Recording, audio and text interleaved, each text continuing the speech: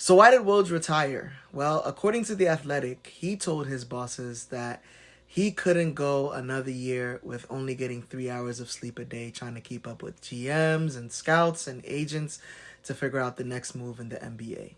He told his bosses that he probably had one more season left in him, but this job at St. Bonaventure, his alma mater, was too appealing to him for him to not take it.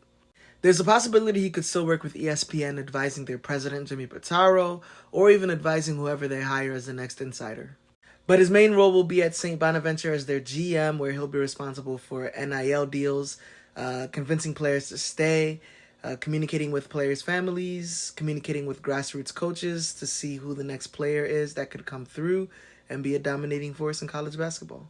St. Bonaventure has not made the NCAA tournament since 2021, and they'll be competing with other schools within their conference, the Atlantic 10, such as Dayton and VCU, who have way more money in their coffers than St. Bonaventure at the moment.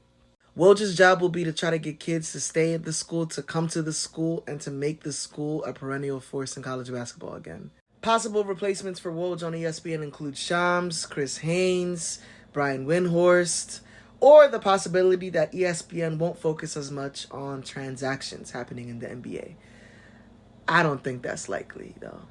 It's crazy to think that we'll be without NBA coverage from Adrian Wojnarowski effective immediately, and Charles Barkley after the 2024 season is over.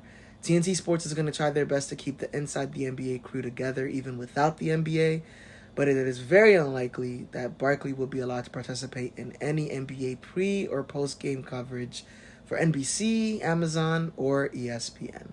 For more details on this, I highly recommend The Athletic's deep dive.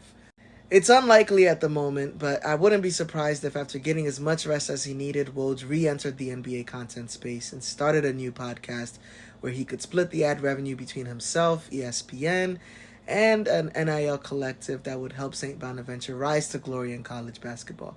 He could interview all the people that he used to work with, such as agents, players, GMs, and everything in between. And who knows, maybe this is his arc from becoming an NBA insider where he would interview GMs to becoming an NBA GM himself. Now that's a Disney movie.